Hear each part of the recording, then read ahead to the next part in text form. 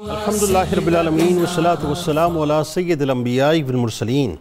اللہم صلی علی سیدنا و مولانا محمد وعلی آلہ واصحابہ وبارک وسلم وصلی علیہ۔ دنیا کے تمام دیکھنے والوں کو، تمام چاہنے والوں کو، تمام پیار کرنے والوں کو، اور جہاں جہاں تک اس وقت میری آواز کو سنا اور مجھے دیکھا جا رہا ہے، جنید اقبال کی جانب سے انتہائی محبت کے ساتھ السلام علیکم۔ ایک بار پھر ناظرین، آپ کو پر نور صبح نور کے ساتھ میں دل کی عطا گہرائیوں سے خوش آمدید کہتا ہوں، اور آئیے بلا توقف چلیں حضرت ابو انیس محمد برکت علی علیہ رحمہ کی تعلیف اسماء نبی کریم صلی اللہ علیہ وآلہ وسلم سے رسول اللہ صلی اللہ علیہ وآلہ وسلم کا ایک اسم مبارک پڑھنے اور سننے کی سعادت حاصل کرتے ہیں۔ سیدنا العظم صلی اللہ علیہ وآلہ وسلم، ہمارے سردار، تمام عظمتوں کے مالک، درود و سلام بھیجے اللہ صلی اللہ علیہ وآلہ وسلم پر، آپ صلی اللہ علیہ وآلہ وسلم کے آل پاک پر، اور صحابہ کرام رضوان اللہ تعالیٰ علیہم اجمعین پر۔ ناظرین کرام، خدا نخواستہ زندگی میں اگر کوئی مصیبت، کوئی تکلیف آ جائے یا کوئی امتحان آ جائے، آزمائشیں تو ہم پر آیا نہیں کرتی صاحب، آزمائشیں تو انبیاء کرام پہ آیا کرتی تھیں، تو یاد رکھیے گا انسٹنٹ اللہ کی رضا پر راضی ہو جائیں، یہی بنیادی طور پر صبر کی فلسفی ہے۔ اب اس میں ملے گا کیا؟ سرکار علیہ السلام کی اس حدیث مبارکہ کو سن لیجئے کہ حضرت ابو امامہ رضی اللہ تعالیٰ عنہ سے روایت ہے کہ رسول اللہ صلی اللہ علیہ وآلہ وسلم نے فرمایا کہ اللہ تعالیٰ فرماتا ہے کہ اے ابن آدم، اگر صدمے کے شروع میں صبر اور ثواب کی امید رکھے تو میں تیرے لیے جنت کے علاوہ کسی بدلے کو پسند نہ کروں گا۔ یعنی مصیبت آ جائے، انسٹنٹ اللہ کی رضا پر راضی ہو جائیے، اللہ تبارک و تعالیٰ آپ کو بروز محشر جنت میں داخل بھی کرے گا اور جنت میں آپ کو پریویلیج کلاس کے اندر بھی رکھ دے گا۔ آغاز کرتے ہیں ناظرین، آج اس شخصیت کا ذکر پاک ہے صاحب، کیا ہی بات ہے کہ رسول کریم صلی اللہ علیہ وآلہ وسلم کے ستاروں کی جھرمٹ میں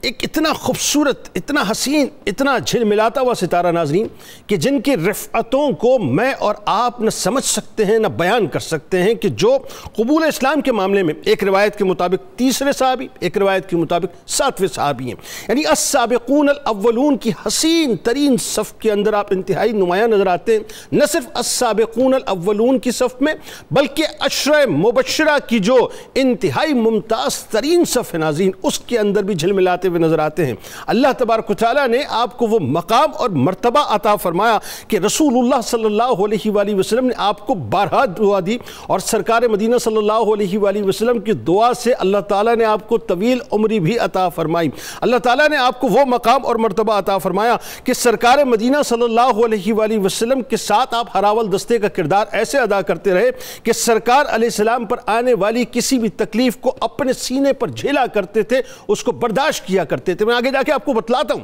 یعنی آپ ذرا سوچئے کہ ابتدا میں ایمان لا رہے ہیں، میں ذکر کر رہا ہوں حضرت سعد بن ابی وقاص رضی اللہ تعالیٰ عنہ کا، کہ ابتدا میں ایمان لا رہے ہیں، اس وقت شاید ان کی عمر ٹین ایج ہوں گے، یعنی 17 برس بھی آتی ہے اور 19 برس بھی روایتوں میں آتی ہے، اگر 19 برس لے لیا جائے تو ٹین ایجر تھے ناظرین۔ آج کا ٹین ایج جو ہے وہ تو اپنی زندگی کو بے سروپا گزار رہا ہوتا ہے، لیکن قربان جائیے حضرت سعد بن ابی وقاص رضی اللہ تعالیٰ عنہ پر، ان کے ایمان کی حدت و شدت پر، ان کے ویژن پر، کہ سرکار علیہ السلام کے ساتھ ایسے کھڑے رہے صاحب کہ شیب ابی طالب کے 3 برس جو انتہائی کٹھن ترین تھے، اس میں سرکار علیہ السلام کے ساتھ موجود رہے، نہ صرف موجود رہے بلکہ چمڑا جو ہے، چمڑا ناظرین، اس کو ابال کر اس کو پی لیا کرتے تھے، کیونکہ فدا کا ابی و امی یا رسول اللہ صلی اللہ علیہ وآلہ وسلم کی کمٹمنٹ کا جام آپ نے پی رکھا تھا۔ اور جس وقت ناظرین ہجرت ہوتی ہے تو آپ نے بھی ہجرت فرمائی، اور پھر جب آغاز ہوتا ہے غزوات کا، سرایوں کا، تو آپ دیکھیے بدر سے لے کر تبوک تک سرور دو جہاں صلی اللہ علیہ وآلہ وسلم کے قدمین شریفین پر اپنا سب کچھ قربان کرنے کے لیے تیار رہتے تھے۔ اس کی ایک وجہ میں آپ کو بتلاتا ہوں ناظرین، وہ جان چکے تھے کہ قدم مصطفیٰ کے علاوہ کچھ ہے ہی نہیں، اور دیکھیں نا کہ اللہ تعالیٰ نے کیا پریویلیج کلاس، کیا اعزاز آپ کو عطا کیا کہ پوری دنیا میں آپ اٹھا لیجئے، ہر مسلمان جو ہے فدا کا ابی و امی یا رسول اللہ صلی اللہ علیہ وآلہ وسلم کی صداؤں کو بلند کرتا ہے۔ میں قربان جاؤں حضرت سعد بن ابی وقاص رضی اللہ تعالیٰ عنہ پر کہ میرے سرکار احد کے موقع پر ترکش سے جو ہے 3 نکال کے میرے ساتھ کو دیتے ہیں، اور میرے ساتھ سے یہ فرماتے ہیں، میرے آقا سے یہ فرماتے ہیں، میرے آقا سے فرماتے ہیں کہ اے ساتھ تیر چلا، میرے ماں باپ تجھ پر قربان ہو۔ یعنی سوچئے ناظرین، اتنے بڑے اعزاز کی بات جو ہے وہ حضرت سعد بن ابی وقاص رضی اللہ تعالیٰ عنہ کو نصیب ہوئی۔ اور پھر آئیے ذرا میں آپ کو فلیش بیک میں لے جاؤں کہ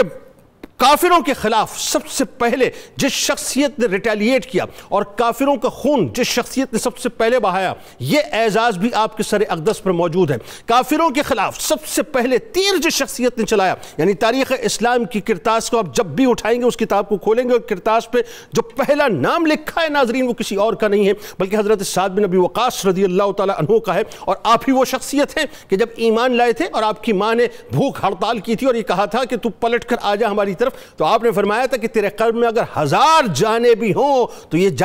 جان مصطفیٰ صلی اللہ علیہ وآلہ وسلم پر قربان ہے۔ اور پھر ناظرین آپ کو بہت تیزی کے ساتھ میں لیے چلوں، جنگ قادسیہ جو ایک ٹرننگ پوائنٹ تھا اسلامک ورلڈ کے اندر کہ پرشین امپائر کی قبر کے اوپر ایک بڑی کیل جنگ قادسیہ نے ٹھوکی تھی، اس جنگ قادسیہ کو کسی اور نے لیڈ نہیں کیا تھا، حضرت سعد بن ابی وقاص رضی اللہ تعالیٰ عنہ لیڈ کیا تھا۔ اور یاد رہے آپ دل کے عارضے میں بھی مبتلا ہو چکے تھے سرکار کے دور میں، اور اس وقت آپ کو شاٹکا کا یعنی عرق النساء کا مرض تھا، لیکن اس کے باوجود آپ نے جو ہے سپہ سالار بن کے مسلمانوں کے ہاتھوں پر جو ہے اللہ تبارک و تعالیٰ کی طرف سے فتح کو باقاعدہ لکھوا دیا تھا۔ آغاز کرتے ہیں، ہمارے ساتھ جو شخص موجود ہیں وہ یقیناً کسی تعارف کے محتاج نہیں۔ پہلی شخصیت ممتاز اسکالر، ممتاز عالم دین، ہمارے بزرگ جناب پروفیسر محمد سعید احمد خان صاحب تشریف فرمائیں۔ دوسری شخصیت ممتاز عالم دین جناب علامہ محمد احمد برکاتی صاحب تشریف فرمائیں، اور تیسری شخصیت ممتاز عالم دین جناب پروفیسر بشارت صدیق ہزاروی صاحب تشریف فرمائیں۔ تینوں احباب کو السلام علیکم، خوش آمدید۔ اور آخر میں ملک کے معروف شناخت جناب علی رضا سلطانی صاحب منقبت کا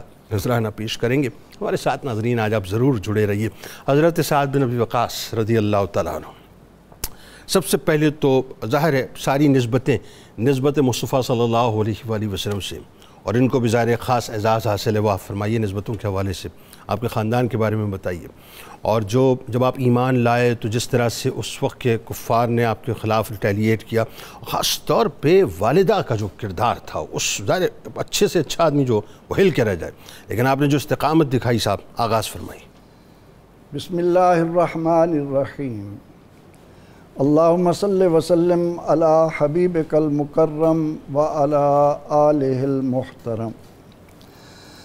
بہت شکریہ جنید اقبال صاحب، ہماری خوش نصیبی ہے کہ ہم آج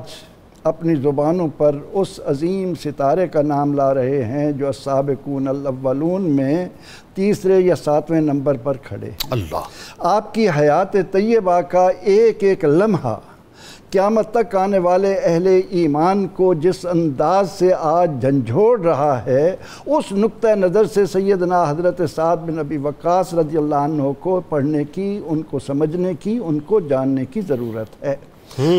نسبی تعلق تو عظمتوں والا ہے۔ آپ کی کنیت ہے ابو اسحاق، آپ کے والد کی کنیت ہے ابی وقاص، لیکن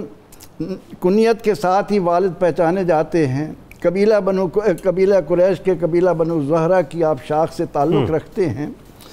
اور آپ کا اگر حسب نامہ بیان کرنا شروع کریں تو ابو اسحاق سعد بن ابی وقاص مالک بن وہیب بن عبد مناف بن زہرہ بن کلاب بن مرہ،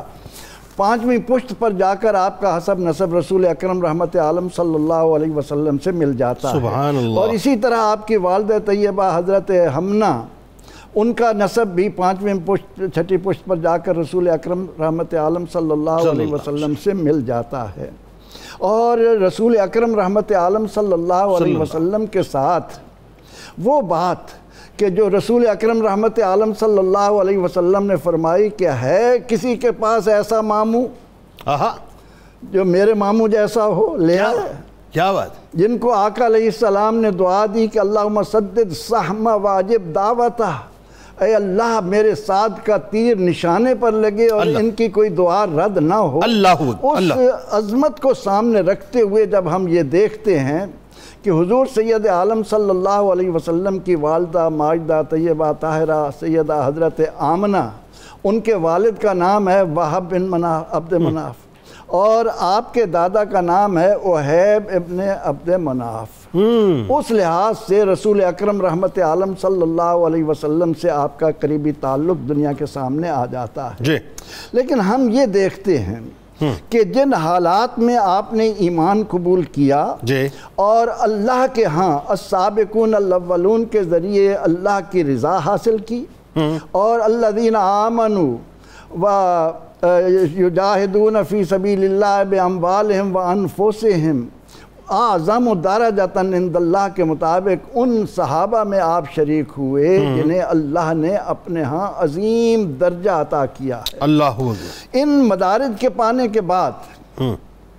सैयदना हज़रत साद इब्न अबी वक्कास रज़ियल्लाहु अन्हु सफ़े अव्वल के मुसलमान बनकर आज के हालात के तनाजुर में अहले ईमान को जो दर्स देते हुए नज़र आते हैं कि जब ज़ुबान से कहा है ला इलाहा इल्लल्लाह मुहम्मदुर रसूलुल्लाह, तो इसकी अज़मत को भी तो पहचान। अल्लाहु अकबर, अल्लाहु अकबर। ज़ुबान से कह देना मैं मोमिन हूँ, और तू ईमान कबूल कर रहा है, और मोमिन के लिए अल्लाह रब्बुल इज़्ज़त ये फरमा रहा है कि हक्कन अलैना नस्रुल मोमिनीन। आज के हालात के तनाजुर में मैं फिर तवज्जो दिलाता हूँ कि हज़रत साद बिन अबी वक्कास रज़ियल्लाहु अन्हु ने ईमान कबूल करने के बाद क़यामत तक आने वाली उम्मत मुस्लिमा को जो सबक दिया वो ये था कि हक़्क़न अलैना नस्रुल मोमिनीन, मोमिनों की मदद अल्लाह ने अपने ऊपर लाजिम कर रखी है। सुभान अल्लाह। मोमिन कभी मगलूब हो ही नहीं सकता। ला ताहिनु वला तहज़नु व अंतुमुल आलौना इन कुंतुम मोमिनीन। सैयदना हज़रत साद बिन अबी वक्कास रज़ियल्लाहु अन्हु ने ईमान कबूल करने के बाद ईमान की कदर व मंज़िलत हर कलमा पढ़ने वाले पर अपने अमल से वाज़ेह की। ये वो वक्त था कि प्रोपेगेंडा था, और ख़ुसूसन औरतों में बहुत ज़्यादा कि एक नया दीन आया है। क्या हम सदियों से जो आबा व अजदाद का दीन है वो छोड़कर गुमराही के रास्ते पर चल पड़ेंगे? लेकिन उन्हें क्या मालूम था कि हकीकी इंसानियत का राज तो अब खुल रहा है। इस्लाम कामिल तरीके में अब हमारे सामने आ रहा है। तो सैयदना हज़रत साद बिन अबी वक्कास रज़ियल्लाहु अन्हु की वालदा हमना भी उसी गलत फहमी का शिकार थी। उन्होंने ज़ुबान, और इस तरह के और भी हज़रत मुसअब बिन उमैर हूँ, कई सहाबा हैं जिनकी वालदा ने खुसूसी तौर पर, तो हज़रत साद बिन अबी वक्कास रज़ियल्लाहु अन्हु के ईमान कबूल करने पर उनकी माँ ने कहा कि ऐ साद, अपने आबा व अजदाद के दीन पर लौट आओ, वरना याद रखो कि मैं तुम्हारी मोहब्बत का मुझे इल्म है कि तुम मुझसे कितना प्यार करते हो। अगर तुमने ईमान न छोड़ा तो मैं खाना पीना उस वक्त तक तर्क कर दूँगी जब तक तुम अपने दीन पर नहीं आओगे या मैं मर जाऊँगी। अच्छे से अच्छे के जो है कदम उखड़ जाते हैं, क्योंकि बहुत प्यार करते थे माँ से। अब हज़रत साद बिन अबी वक्कास रज़ियल्लाहु अन्हु ने देखा कि उनकी वालदा ने भूख हड़ताल शुरू कर दिया है, खाना पीना छोड़ दिया है। आपको जब इत्तला मिली कि वो इस हालत में हो गई हैं कि किसी वक्त भी उनकी नब्ज़ जान ख़त्म हो सकती है, तो आप आए और अपनी वालदा माजिदा को देखकर उस मौका पर ईमान की अहमियत वाज़े करने के लिए जो आपने फरमाया कि ए मेरी माँ, तू जानती है कि मैं तुझसे मोहब्बत करता हूँ, लेकिन अल्लाह ने इस मोहब्बत के मुकाबले में मुझे जो दौलत दी है वो इतनी अजीम है कि अगर अल्लाह तुझे एक नहीं 100 नहीं 1000 जाने भी दे और एक एक करके मेरे सामने निकलती चली जाए, मैं वो गवारा कर लूँगा, लेकिन ईमान को हाथ से नहीं जाने दूंगा। सैयदना हज़रत साद बिन अबी वक्कास रज़ियल्लाहु अन्हु ने दुनिया पर वाज़े किया कि माल हो, वतन हो, औलाद हो, जान हो, ये तो सब लोगों को पसंद हैं, लेकिन मोमिनों के इस आलम में पहचान ये है कि वो इन चार के मुकाबले में ईमान को हर हाल पर फौकियत रखता है। सैयदना साद इब्न अबी वक्कास रज़ियल्लाहु अन्हु ने वालदा को ये जवाब दिया, और उसके जवाब में अल्लाह ताला ने क़यामत तक आने वाले मुसलमानों को कह दिया कि इन जाहदाका लितुश्रिका भी, अगर माँ बाप मेरे साथ शिर्क करने की तरफ तुझे उभारें तो इसमें इताअत नहीं करनी, बाकी हुस्न सलूक को कायम रखना। बहुत अच्छे, बहुत खूबसूरत इब्तिदा आपने बुजुर्गवार फरमाई। अब ज़रा आइए अल्लामा साहब, जो इब्तिदाई दौर और ये इंतहाई मुश्किल तरीन इस एतबार से कि ज़ाहिर है इस्लाम नया नया एक्सप्लोर हो रहा है, नई नई तबलीग का आगाज़ हो रहा है, और उस वक्त दुश्मन जो है वो अपना जुटा हुआ है कि किसी तरह से इसको ख़त्म कर दे। उस मौके पर ईमान लाना, कुफ़ार के मज़ालिम को सहना, दीन की राह में जो है वो अपना बाकायदा तमाम तकालीफ को बर्दाश्त करना, फिर सबसे पहले काफिर का खून बहाने का एजाज़, शेबी अबी तालिब के 3 वर्षों में सरकार के साथ बाकायदा खड़े रहना, कदम से कदम मिलाकर। फरमाइए। बिस्मिल्लाहिर्रहमानिर्रहीम। हज़रत सैयदना साद बिन अबी वक्कास रज़ियल्लाहु ताला अन्हु के हवाले से इंतहाई खूबसूरत गुफ्तगू हो रही है। تو ہم بھی اپنا حصہ ڈالتے ہوئے آپ کی عظیم ذات والا تبار کے حضور نذرانہ عقیدت پیش کرتے ہوئے چند معروضات عرض خدمت کرنا اپنی سعادت مندی سمجھتے ہیں جناب۔ اس لیے سعادت مندی سمجھتے ہیں چونکہ نام سعد ہے تو اس کا معنی ہی سعادت، تو سعید جو ہو اس کا ذکر کرنا انسان کی اپنی شقاوت کو بدل کر سعادت میں تبدیل کرتا ہے۔ بھائی کیا اچھا ہے، کیا اچھا ہے۔ حضرت سعد بن ابی وقاص رضی اللہ تعالیٰ عنہ آپ ان عظیم المرتبت ہستیوں میں سے ہیں کہ جب ماہ نبوت چمکنا شروع ہوا تو سب سے اول ذوفشانیوں سے جنہوں نے خود کو مستنیر کیا اور اس وقت کا جو محدود ترین دائرہ کار تھا، جن کو اس وقت پورا نور نبوت نصیب ہو رہا تھا، انہی خوش بخت لوگوں میں حضرت سعد بن ابی وقاص رضی اللہ۔ بھائی کیا کہنا، سبحان اللہ، 1,40,000 تک جو ہے وہ حضور کا نور پڑا تو بالکل ہم کہتے ہیں یکساں تھا، لیکن اس وقت کا اندازہ کیجئے کہ جب حضور علیہ السلام خود گنا کرتے تھے کہ میرا یہ بھی غلام بن گیا، یہ بھی غلام بن گیا اور یہ بھی غلام بن گیا، کیا کہنا۔ تو انہی خوشبخت ہستیوں میں حضرت سعد بن ابی وقاص رضی اللہ عنہ ممتاز مقام پر نظر آتے ہیں۔ حضرت سیدنا سعد بن ابی وقاص رضی اللہ تعالیٰ عنہ ان سمیت ہم دیکھتے ہیں کہ جنہوں نے ابتدا میں اسلام قبول کیا، انہوں نے حضور علیہ السلام کو اس قبول اسلام سے بہت پہلے دیکھنا اور سمجھنا شروع کر دیا تھا۔ ایک مدت گزر چکی تھی حضور علیہ السلام کا دیدار کرتے ہوئے، آپ کے طور و طوار، آپ کے معاملات کو دیکھتے ہوئے، تو جیسے ہی حضور علیہ السلام نے اظہار نبوت کیا، شاید وہ روحیں تو پہلے ہی تڑپ رہی ہوں گی کہ کب نور نبوت چمکے اور اعلان مصطفیٰ ہو، یا ایھا الناس ہو انی رسول اللہ علیکم جمیعا، تو ہم اولین لبیک یا رسول اللہ کہنے والوں میں شامل ہیں۔ سبحان اللہ، ماشاءاللہ۔ تو حضرت سعد بن ابی وقاص رضی اللہ تعالیٰ کو جب یہ خوش بختی ملی تو یقینی طور پر یہ ہے کہ 100 بار جب عقیق کٹا تب نگیں ہوا، اب یہ ان نامی کوئی بغیر مشقت نہیں ہوا، 100 بار جب کٹا عقیق تب نگیں ہوا، تو اب انہوں نے کٹنا تھا اور وہ آزمائشوں کی صورت، ابتلا کا دور تھا، تو یقیناً بقیہ صحابہ کی طرح آپ کو بھی یہ ساری آزمائشیں فیس کرنا پڑی، اور پھر بڑھتے بڑھتے نوبت یہ آئی، لیکن جو اندر ایک اسپرٹ تھی جو آنے والے وقت میں نور مصطفیٰ، ان کو آپ نے انٹرو میں کہا آقا کریم علیہ السلام تربیت فرما رہے تھے، اور آپ پوری اسلامک ہسٹری کا مطالعہ کر لیں، جب جہاں جہاں جو فتوحات ہوئی ہیں ان میں لیڈنگ رول انہی لوگوں کا ہے جو بالکل ابتداء میں مشرف اسلام ہو چکے۔ بہت اچھے، یہ حضور اس وقت تربیت فرما رہے تھے، بہت اچھے، تو آپ بھی انہی تربیت حاصل کرنے والوں میں تھے جس کا اظہار اسی وقت بھی کرنا شروع کیا۔ آپ نے عبادت حضور علیہ السلام کے بتائے ہوئے طریقے سے اطمینان قلب کے لیے کی، تو وہ چاہتے نہیں تھے کہ ڈسٹربنس ہو، ہم چھپ کے عبادت کر لیں، لیکن اپنے رب کے ساتھ جو لو لگائی ہے اس کی انتہا تک پہنچتے چلے جائیں۔ تو صحابہ باہر نکل جایا کرتے تھے شہر مکہ سے، جا کے عبادت کرتے بھی چلو ہمیں کوئی کسی قسم کی ڈسٹربنس نہ ہو سکے۔ تو آپ بھی ایک موقع پر تشریف فرما ہے، اور کچھ اور بھی صحابہ تھے، حضور کی طرف سے منع تھا کہ کسی کافر کے ظلم و ستم کا جواب آپ نے اسی طرح جبر سے نہیں دینا، لیکن اسلام تو وہ خوشبو ہے جو پھیل کے رہتی ہے۔ تو پھر جب یہ کفار آئے، ان کا اوباشوں کا ایک گروہ آیا مشرکین کا، انہوں نے حملہ کرنے کی کوشش کی اور آوازیں کسے، برا کہا زبان سے بھی اور ہاتھ سے بھی۔ اب ساتھ تو پھر ساتھ تھے، آنے والے وقت کا پہلے تعین کر کے دے دیا کہ وہ جو فتوحات ہونی ہے اس کا پیش خیمہ دیکھ لو، اور اس کا اولین باب دیکھ لو، وہ یہ ہے کہ پاس پڑی ہوئی ایک اونٹ کی ہڈی تھی جو طویل اس کے گھٹنے کی، تو وہ آپ نے پکڑی، اور تنہا آپ ہیں اور ادھر کتنے ہی اوباشوں کا گروہ ہے، آپ نے ان پہ حملہ کر دیا، اور نتیجتاً یہ کہ ایک کا سر پھٹ گیا، اور یہ پہلا خون ہے جو اسلام کی سر بلندی کے لیے بہایا گیا، اور یہ شرف حضرت سیدنا سعد بن ابی وقاص۔ کیسا شرف ہے، کیسا شرف۔ اب اس کے بعد چاہے ہزاروں فتوحات ہو جائیں لیکن اس شرف کو کوئی بھی نہیں پا سکتا۔ پہلا خون آپ نے بہایا، جی، یہ پہلا اسلام کی سر بلندی کے لیے خون آپ نے بہایا، اور پھر وہ بھاگنے پر مجبور ہوئے، اور یہ سلسلہ جاری رہا۔ اور جب شیب ابی طالب میں جانا پڑا، جب کفار مکہ نے آپس میں معاہدہ کر لیا کہ جب تک یہ بنو ہاشم محمد صلی اللہ علیہ وسلم کو ہمارے سپرد نہیں کرتے تب تک ان کے ساتھ ہمارے معاملات ختم، لینا دینا ختم، کاروبار ختم، ان کو سودا دکانوں سے دینا ختم، سب کو ختم۔ اب یہ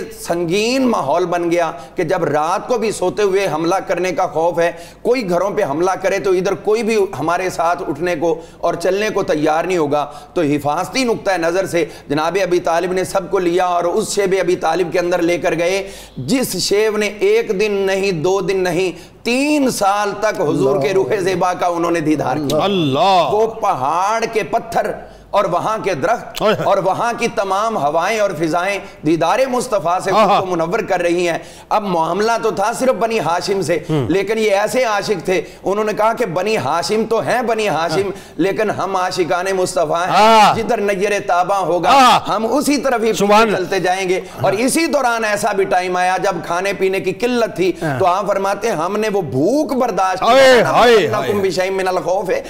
کی۔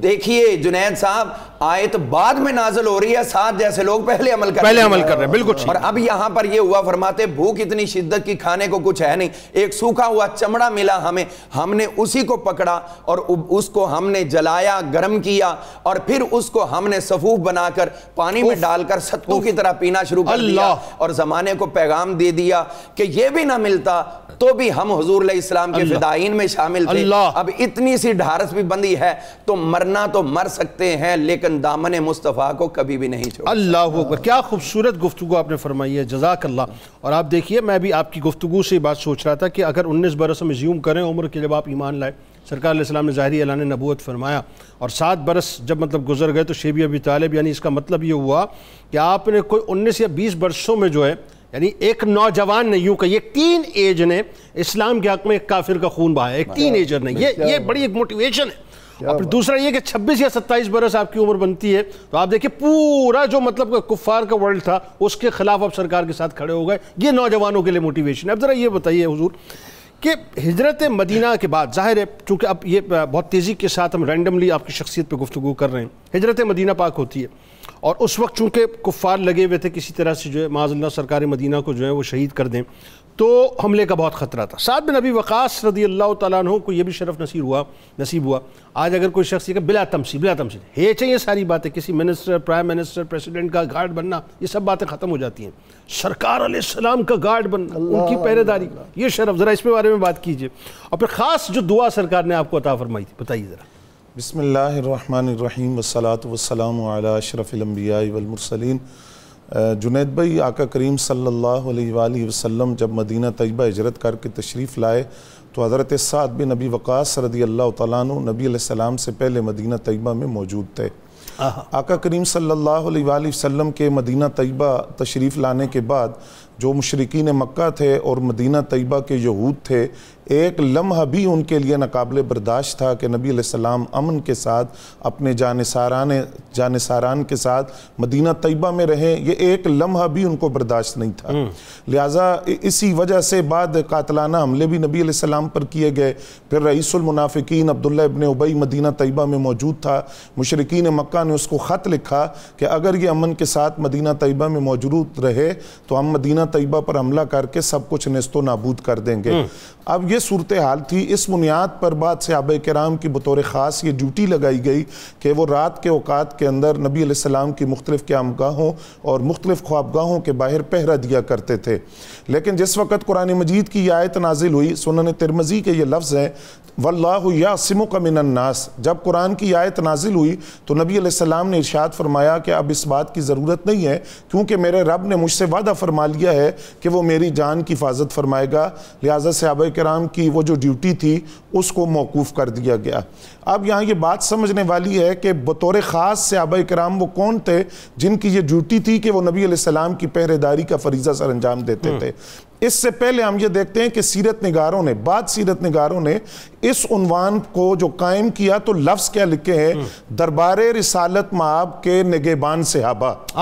یہ ٹائٹل بنایا گیا، اور اس ٹائٹل کے نیچے پھر یہ بحث کی گئی کہ وہ کون صحابہ تھے جو نبی علیہ السلام کے پہرے داری کے فرائض سر انجام دیتے تھے۔ اس لفظ میں اتنی چاشنی ہے، دربار رسالت کے نگہبان صحابہ وہ کون تھے؟ وہ حضرت سیدنا صدیق اکبر، سیدنا سعد بن معاذ، سیدنا محمد بن مسلمہ، اسامہ، سیدنا زکوان بن عبد قیس، سیدنا زبیر بن عوام، سیدنا عباد بن بشر، سیدنا ابو ایوب انصاری، سیدنا بلال حبشی، سیدنا مغیرہ بن شعبہ اور سیدنا سعد بن ابی وقاص رضوان اللہ تعالی علیہم اجمعین۔ سبحان اللہ۔ یہاں سوری ٹو کٹ یو، یہاں بہت ضروری ہے، آپ اس بات کو اٹھائیے ضرور۔ اس سے یہ بھی ثابت ہوتا ہے، دیکھیں جان انسان کو سب سے زیادہ عزیز ہوتی ہے، اور جو سب سے زیادہ ٹرسٹ وردی ہوتا ہے انسان اس پر بھروسہ کرتا ہے، اپنی آنکھ بند کر کے بستر پہ سوتا ہے اور اس کو باہر پہرے کے لیے کھڑا کرتا ہے۔ اس بات پہ ضرور بات کیجیے گا، کتنے ٹرسٹ وردی تھے سعد بن ابی وقاص سرکار کے سامنے۔ جی بالکل، ایسے ہی آپ دیکھیں کہ سیدہ عائشہ پاک فرماتی ہیں کہ ایک رات نبی علیہ السلام آرام فرما ہے، اچانک آپ بیدار ہوئے اور آقا کریم صلی اللہ علیہ وآلہ وسلم نے سیدہ عائشہ پاک سے فرمایا لیت رجل صالحا یحرسنی، کاش کوئی مرد صالح ہوتا اور وہ ہماری حفاظت کرتا۔ اللہ، جب یہ لفظ نبی علیہ السلام نے ارشاد فرمائے تو سیدہ پاک فرماتی ہیں اسی وقت جو دروازہ ہے، جو چوکھٹ ہے، وہاں ہتھیاروں کی چھنکار سنی گئی، اسلحے کی اور ہتھیاروں کی چھنکار سنی گئی۔ تو نبی علیہ السلام نے آواز دے کر فرمایا کہ کون ہے؟ جواب آیا کہ حضور میں سعد بن ابی وقاص ہوں۔ نبی علیہ السلام نے فرمایا آپ اس وقت یہاں کیا کر رہے ہیں؟ عرض کیا حضور میں گھر میں آرام کر رہا تھا، میرے دل میں یہ خیال آیا کہ کوئی آپ کو کوئی نقصان نہ پہنچا دے۔ اس بات نے مجھے بے چین کر دیا اور اس بات نے مجھے مضطرب کر دیا اور میں گھر سے اٹھا اور یہاں دروازے پر آ کر پہرا دینے لگا۔ اب یہاں یہ بات سمجھنے والی ہے کیسے مزاج شناس ہیں صحابہ حضور کے، اور کیسے دل سے دل جڑے ہوئے ہیں، اور کس طرح صحابہ کے قلوب قلب مصطفیٰ سے جڑے ہوئے ہیں۔ اور ادھر نبی علیہ السلام یہ لفظ ارشاد فرما رہے ہیں اور ادھر دروازے پر حضرت سعد بن ابی وقاص، ایک تار یہاں ایک تار وہاں ہے۔ جی بالکل، دل جڑے ہوئے ہیں اور مزاج شناس ہے نبی علیہ السلام کے۔ تو آقا کریم صلی اللہ علیہ وآلہ وسلم نے جب یہ سنا کہ حضرت سعد بن ابی وقاص ہیں تو سیدہ پاک فرماتی ہے نبی علیہ السلام اتنے خوش ہوئے، آپ نے دعا دی اور دعا دینے کے بعد حضور آرام فرما ہو گئے۔ یہ جو لفظ ہیں حضور آرام فرما ہو گئے، جب سنا کہ سعد موجود ہیں دروازے پر، تو اس کا مطلب ہے کہ وہ کیا اعتماد تھا، وہ کیا بھروسہ تھا، وہ کیا یقین تھا ان کی ذات پر، ان کی وفا، ان کی صداقت، ان کا عشق، ان کی محبت۔ اور پھر اس سے بڑھ کر جنید بھائی یہ جو لفظ ہیں ان پر غور کیجئے، لیت رجل صالحا، کاش کوئی مرد صالح ہوتا وہ دروازے پر پہرا دیتا۔ اس کا مطلب یہ ہوا تمنائے مصطفیٰ، چاہت مصطفیٰ، خواہش مصطفیٰ، آرزو مصطفیٰ،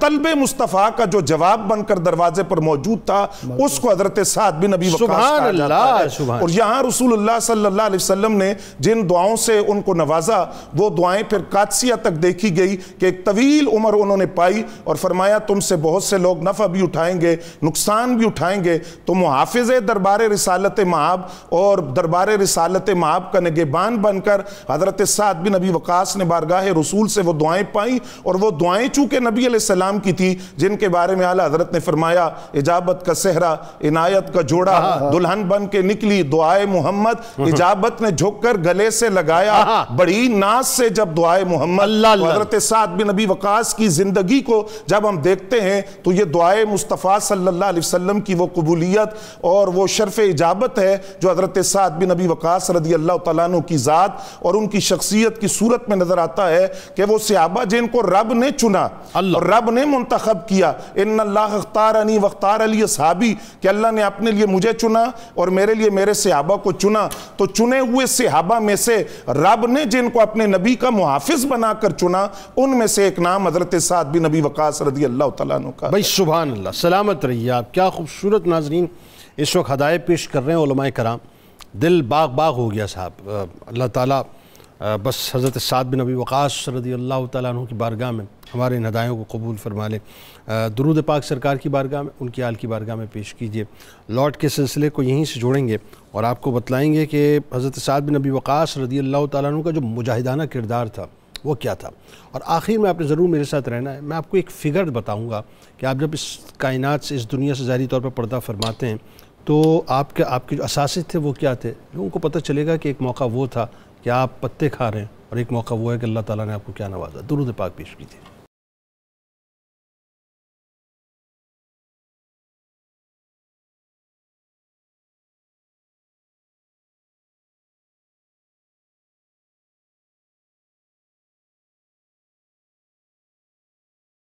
جناب ایک بار پھر میں آپ کو خوش آمدید کہتا ہوں۔ ناظرین کرام، عشرہ مبشرہ کے بزم نشین حضرت سعد بن نبی وقاص رضی اللہ تعالیٰ عنہ کا ذکر پاک ہے۔ اچھا، جو لوگ خدا نخواستہ ہارٹ کے مرض میں مبتلا ہیں وہ ضرور اس چنک میں ہمارے ساتھ رہیں، کیونکہ آپ ہی پہلی شخصیت ہے جن کے توسط سے امت کو یہ معلوم ہوا کہ دل کا عارضہ اگر لاحق ہو جائے اس کا علاج سنت نبوی صلی اللہ علیہ وآلہ وسلم یا طب نبوی میں کیسے ہے. تو ایک تو یہ بتائیے کہ جو امت کو ظاہر ہے یہ تحفہ ملا آپ کے صدقے سے، دل والوں کو دل والوں نے تحفہ دیا. دوسرا جو ہے یہ بتائیے آپ کے جو اوصاف و محاسن ہیں اور اللہ تعالیٰ نے جو آپ کو علمی مقام و مرتبہ عطا کیا، فرمائیے. جنید صاحب، سیدنا حضرت سعد بن ابی وقاص رضی اللہ تعالی عنہ ایک نمونہ ہیں قیامت تک آنے والے ہر مسلمان کے لیے کہ جب بندے کا تعلق رسول اللہ صلی اللہ علیہ وسلم نے اللہ سے جوڑا، اس تعلق نے انسان کو مخلوق خدا کے لیے سراپا خیر بنا دیا. اللہ اکبر.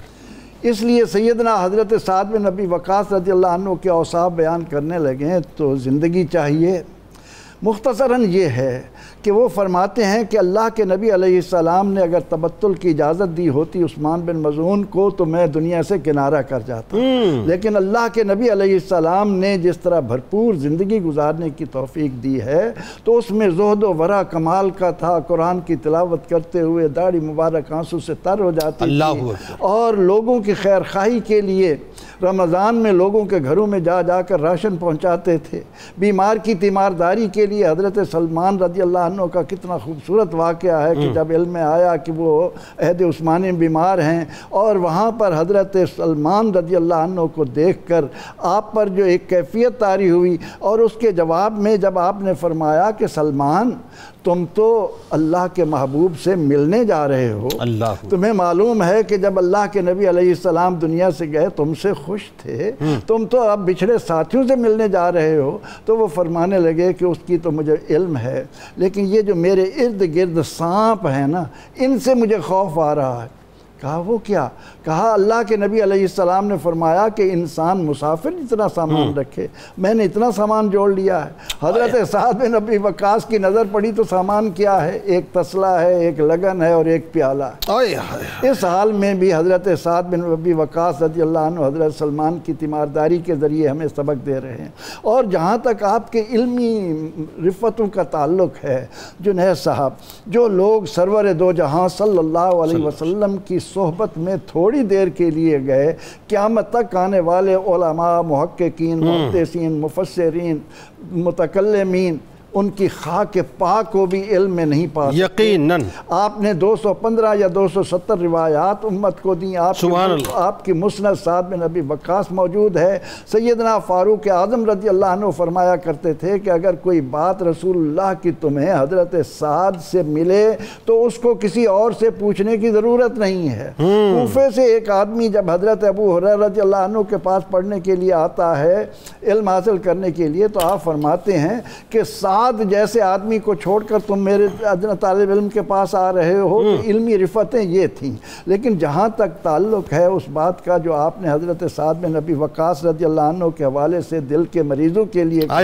اس کو ذرا توجہ سے ضرور سنا دیں آپ سب کو. فتح مکہ کے موقع پر سیدنا حضرت سعد بن ابی وقاص رضی اللہ عنہ بہت بیمار ہوئے اور انہیں یہ اندیشہ ہوا کہ شاید یہ میرے آخری سانس ہیں، اور تڑپ رہے تھے کہ کہیں مدینہ منورہ نہ چھوٹ جائے، یہاں مجھے موت نہ آ جائے. رسول اکرم رحمت عالم صلی اللہ علیہ وسلم عیادت کے لیے تشریف لائے. آپ نے 3 بار فرمایا کہ اللہم اشف سعد، اے اللہ میرے سعد کو صحت عطا فرما. اور اس موقع پر رسول اکرم رحمت عالم صلی اللہ علیہ وسلم نے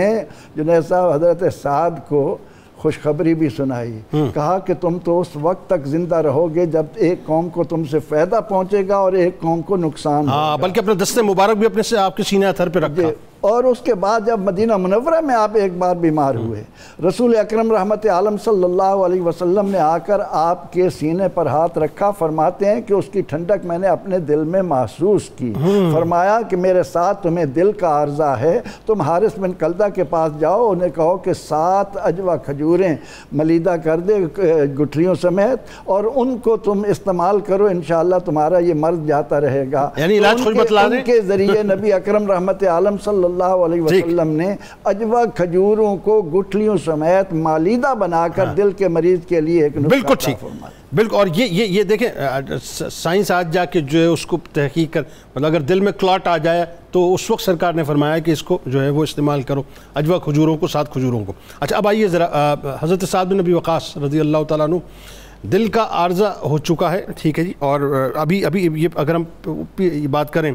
تو اس سے پہلے ظاہر غزوات ہیں، اس سے پہلے سرائے ہیں، دیگر مطلب یہ جنگوں میں آپ نے کردار ادا کیا، یہ ایک ایسا آپ کی شخصیت کا پہلو ہے جو کہ آپ کو ایک انتہائی ممتاز مجاہد بنا کے پیش کرتا ہے، یہ ذرا لوگوں کو بتائیے آپ کی شجاعت و بہادری کے بارے میں۔ اس میں ایک خوبصورت پہلو یہ نظر آتا ہے کہ اگر آپ حضور صلی اللہ علیہ وسلم کی ظاہری حیات طیبہ کے 27 غزوات کا ذکر کریں تو شاید ہی کہیں ملے کہ آپ پیچھے رہے ہوں، ورنہ کسی نہ کسی رنگ میں حضور علیہ السلام کی ہم رکابی میں ایسا ہی ہے، اور یہی آپ کے شجاع ہونے کا سب سے بڑا ثبوت۔ بالکل ایسا ہے، بالکل۔ ہم دیکھتے ہیں حضور صلی اللہ علیہ وسلم جب ہجرت فرما کر مدینہ منورہ میں ابھی گئے ہیں تو سٹارٹ لیا ہے سریہ کی صورت میں، ٹھیک، اور پہلا سریہ جو بھیجا گیا وہ حضرت سیدنا عبیدہ بن حارث رضی اللہ عنہ جو حضور علیہ السلام کے تایا کے بیٹے تھے، ٹھیک، ان کی قیادت میں آپ نے روانہ کیا ساحلی پٹی کی طرف، اور وہ رستہ ایک دوسرا رستہ تھا، چونکہ مکہ والے جو مین رستہ شام سے ان کی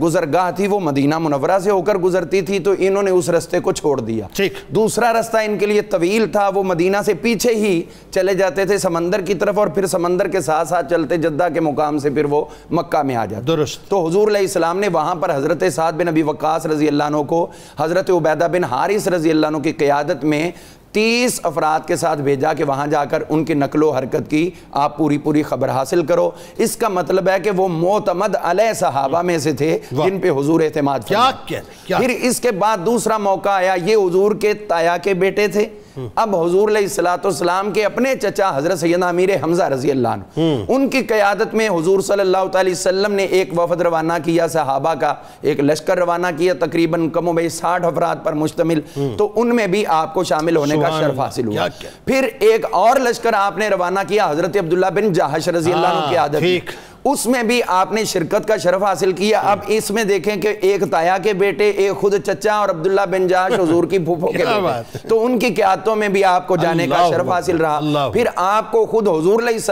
السلام نے 8 یا کم و بیش افراد، بعض میں 80 تک کی بھی روایت ملتی ہے، ان کو بھی حضور علیہ السلام نے خود حضرت سعد بن ابی وقاص کو علمبردار بنا کر بھیجا، اور انہوں نے جا کر کفار کے ساتھ حضور علیہ السلام کے دیے ہوئے احکامات کی بجاوری کی۔ پھر جب ہم غزوات کی بات کرتے ہیں تو غزوات کے اندر ایک سلسلہ شروع ہوتا ہے باقاعدہ، وہ غزوہ بدر سے، اور وہاں سے لے کر آگے دیکھیں تو پیرالل حضور علیہ السلام کے ساتھ ہمیں نظر آتے ہیں کہ کفار کے جرنیل ہوں تو ان کو بھی واصل جہنم کرنے کا شرف حاصل کر رہے ہیں، اور پھر اگر دیکھتے ہیں کہ وہ اولین غزوہ سے لے کر آخری جنگ تک آپ تیر اندازی کے انتہائی ماہر ہیں، تو اسی کا پرتو جو ہے وہ غزوہ احد میں نظر آتا ہے کہ جہاں پوری دنیا کی ساعتیں سمٹ جائیں، آج 14 صدی بعد کوئی ہو کے آتا ہے مدینہ منورہ سے تو وہ اتنا کہہ دے کہ حضور کی سنہری جالیوں کو میں نے ہاتھ لگائے ہیں، تو لوگ دیوانہ وار اس کے ہاتھ کو بوسہ دیتے ہیں۔ تو یہاں تو اس سے بھی انتہا ہو گئی کہ حضور علیہ السلام سعد کو تیر دے رہے ہیں اور فرما رہے ہیں ارم سعد فدا کا ابی و امی، پوری کائنات حضور پہ قدموں پہ قربان ہونے والی، کروں تیرے نام پہ جان فدا، نہ بس ایک جان دو جہاں فدا، دو جہاں سے بھی نہیں جی بھرا، کروں کیا کروڑوں جہاں نہیں، حضور کے قدموں پہ پوری دنیا نثار، اور حضور کہہ رہے ہیں ساتھ تیر چلاؤ تم پہ میری ماں آمینہ قربان، میرے باپ عبداللہ قربان۔ پھر اس کے بعد ہم دیکھتے ہیں کہ غزوہ خندق ہو، اور یہاں سے لے کر انتہا تک، اور ابھی ایک خوبصورت بات کی گئی، میں اس کا تکملہ ضرور عرض کرنا چاہوں گا، چونکہ آپ کو خاص طور پر حضور علیہ السلام نے مستجاب الدعوات ہونے کا بھی سرٹیفکیٹ عطا کیا تھا۔ ایک موقع ایسا آیا جب احد کے موقع پہ، جی نہیں میں اس سے آگے ایک بات کرتا ہوں اپنے ناظرین کی پوری توجہ کے لیے، اور وہ یہ ہے کہ جب یہ فتح مکہ کا موقع ہوا نا تو آپ کی ایک بیٹی تھی، حضور علیہ السلام سے عرض کیا حضور میں مال تقسیم کر دوں اس کو، اپنے اللہ کی راہ میں 2 ثلث دے دوں، اور ان کو 1 فرمایا نہیں، پھر کہا نصف نہیں، حضور نے اس سے بھی منع کیا۔ اس وقت تک ایک بیٹی تھی، اس کے بعد پھر آپ کے بیٹوں کی تعداد بڑھتی رہی، اور ایک موقع وہ آیا کہ بچے چھوٹے تھے، آپ کے وصال کا وقت آ گیا، آپ کے وصال کا وقت آ گیا، اب یہاں پر آپ نے دعا کی، یا اللہ میں تیرے حضور التجا کرتا ہوں ان لی بنین صغارا، یا اللہ میرے بچے چھوٹے ہیں، فاخر عن الموت، یا اللہ موت کو مجھ سے دور کر دے. تو اللہ نے ان کی دعا قبول کی اور موت کے وقت سے لے کر 20 سال کی زندگی اور عطا فرما. سبحان اللہ. اور یہ بھی آپ دیکھیے کہ وصیت و وراثت کے معاملات بھی امت کو جو ہے آپ کے توسط سے پتہ چلے. آخر میں بہت ضروری ہے یہ بات کرنا تاکہ لوگوں کو سمجھ آئے. ایک طرف تو یہ کہ پتے کھا کھا کے جو ہے ظاہر ہے مطلب جہاد، آپ خود فرماتے ہیں کہ پتے کھا کے جو ہے جہاد میں شرکت کرتے تھے. اب وہ دور آ گیا کہ دل کا عارضہ ہو چکا ہے، لوگوں کے ذہنوں میں رہے، اور خلفائے راشدین کے ادوار میں انتہائی مجاہدانہ کردار ادا کر رہے ہیں. امارت بھی ظاہر ہے آپ نے کی، گورنرشپ بھی جو ہے کوفے کی بنیاد رکھی، ساری چیزیں، اور شفافیت بے انتہا.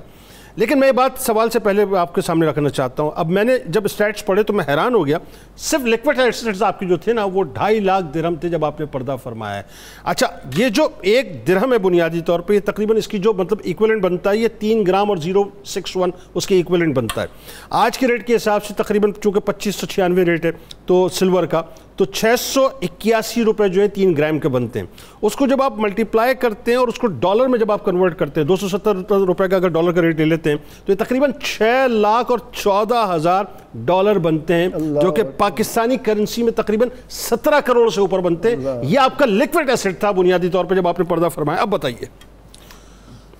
جنید بھائی، وصال رسول صلی اللہ علیہ وآلہ وسلم کے بعد حضرت سعد بن ابی وقاص رضی اللہ تعالیٰ عنہ عاملین میں شامل تھے اور قبیلہ بنو وازن کے آپ عامل تھے. سیدنا فاروق اعظم رضی اللہ تعالیٰ عنہ کے دور خلافت کے اندر جو آپ کا کردار ہے اور جو آپ کی ایک سیرت کا ایک پہلو نظر آتا ہے، عہد رسالت مآب کے بعد آپ کی زندگی کا وہ قیمتی سرمایہ نظر آتا ہے جو خدمات آپ نے دور فاروقی میں سر انجام دی ہے. حضرت سیدنا فاروق اعظم رضی اللہ تعالیٰ عنہ نے اپنے دور خلافت میں عراق کی جانب ایک لشکر روانہ فرمایا تو اس کا آپ کو امیر بنایا گیا.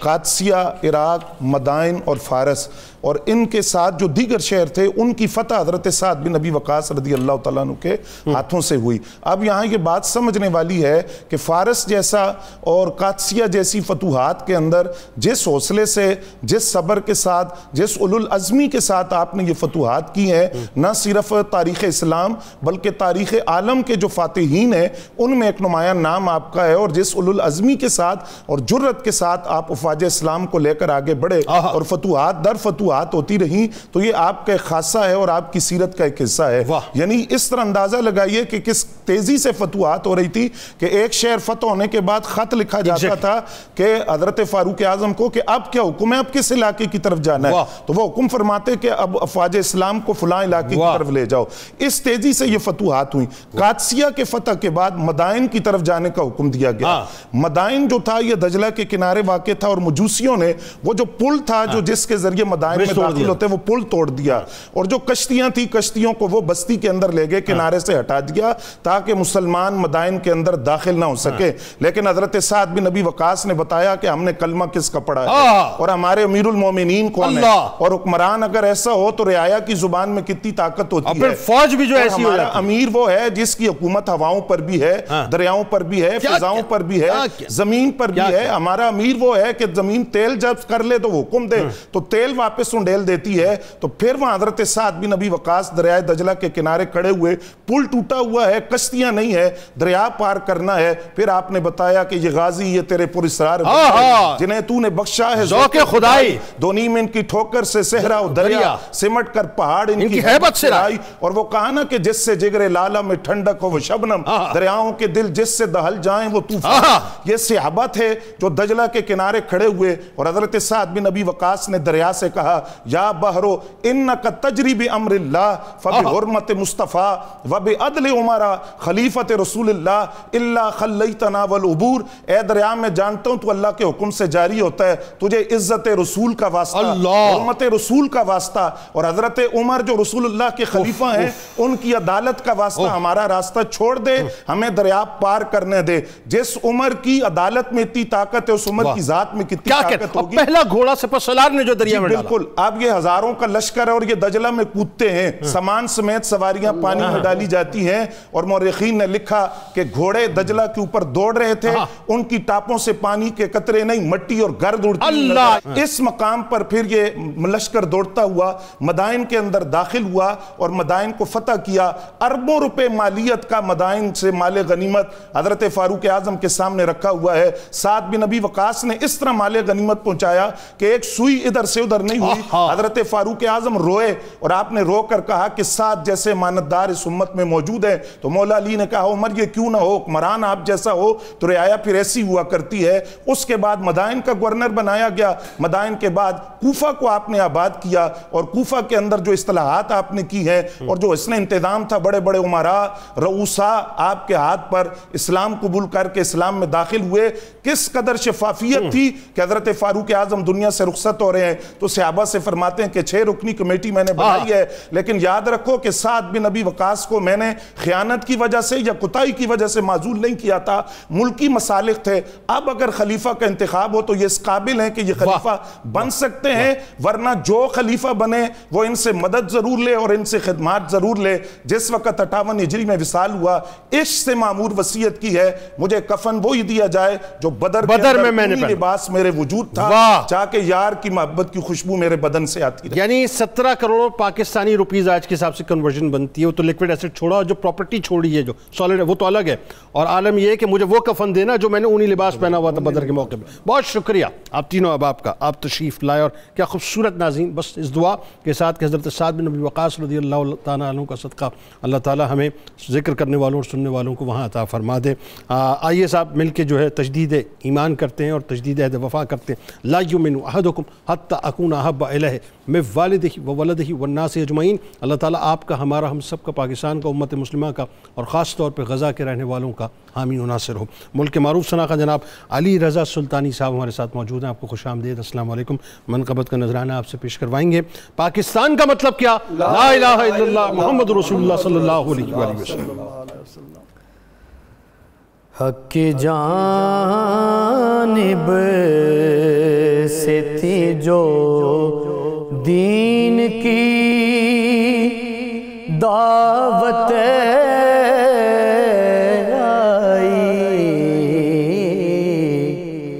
حق کی جانب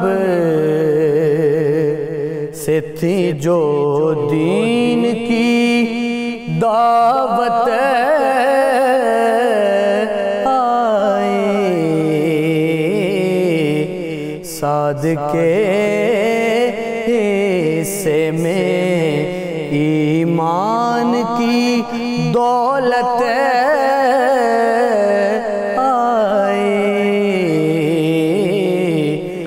سعد کے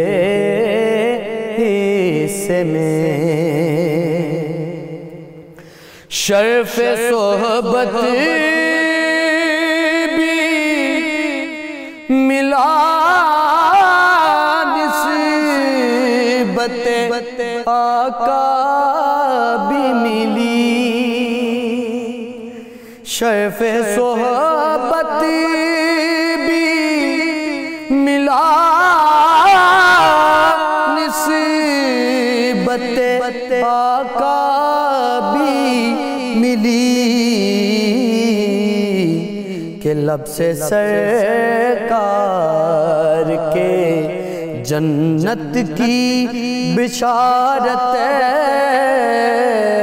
آئی، جی لب سے سرکار کہ جنت کی بشارت آئی، سعد کے حصے میں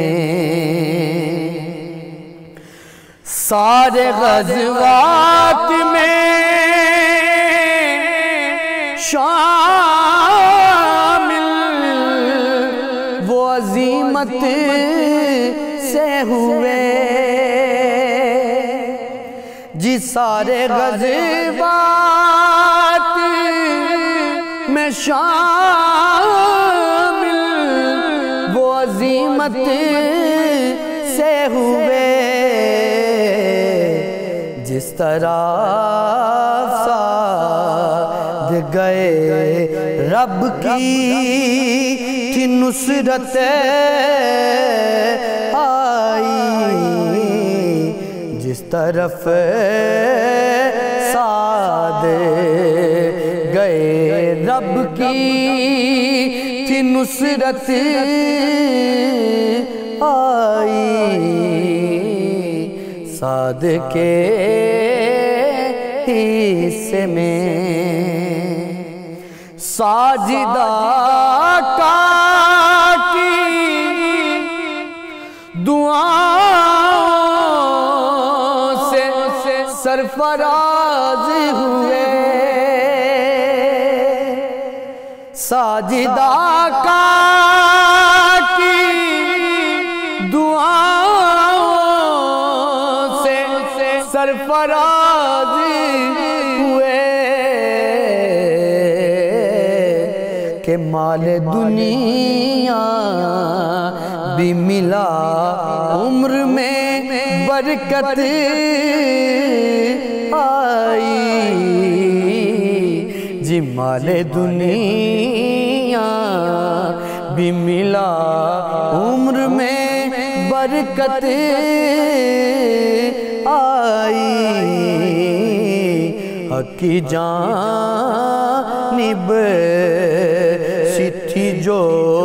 دین کی دعوت آئی، سعد کے حصے